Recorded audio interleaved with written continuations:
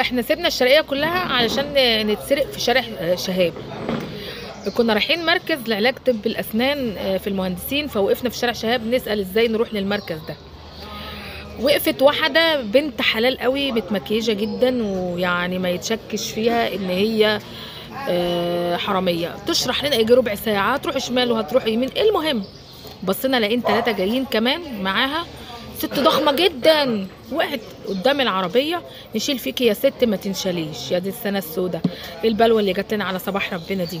ده احنا مش زقازيق وجايين نتنشل في شهاب. المهم ايه، اخويا نزل يشيل في الست، والناس تشيل في الست مش عايزه تتشال.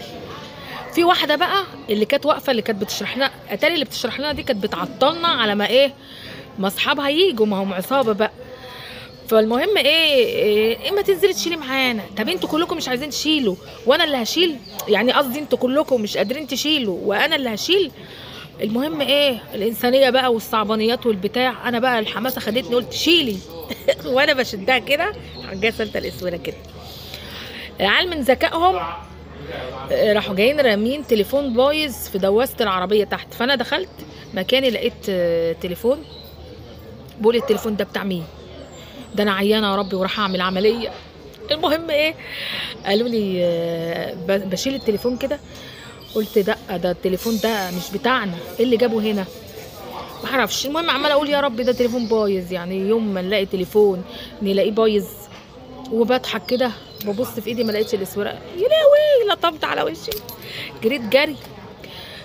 كانت الحمد لله وقفتنا قدام محل ملابس فيه كاميرات، وكان الراجل بتاع المحل صاحب المحل الله يسترها معايا يا رب، كان راجل كويس جدا والحمد لله. شفناهم في الكاميرا. رحنا بقى عشان نعمل محضر، لقينا الاسم مقفول ما احنا لازم نعمل محضر في المنطقه اللي الشارع تبعها. جرينا من هنا لهنا، جبنا واسطه، الاسم كان مقفول عشان كان في اشتباكات في الوراق، وكان في مشاكل يعني اكبر من حادثه السرقه.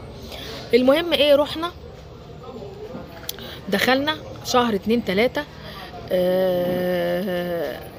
اتعرفت على البنت وجابوا لي صور وبتاع، وقالوا لي الصوره اتباعت، هي عايزه تديكي فلوس. المهم ان انا لقيت امها عماله تبوس في ايدي ورجلي وتشد جلابيتي علشان ما اقفش قدام النيابه واقول ان هي دي البنت اللي سرقتني. طب ليه بتعملوا في نفسكم كده؟ العظه بقى ايه من العبره، ان لو حد مات قدامك ما تنزليش من عربيتك، لان هم دلوقتي بيمثلوا ان هم عيانين وان هم مغمى عليهم والحاجات اللي هي دي كلها. العبره ايه كمان، ان انا برضو ما رضيتش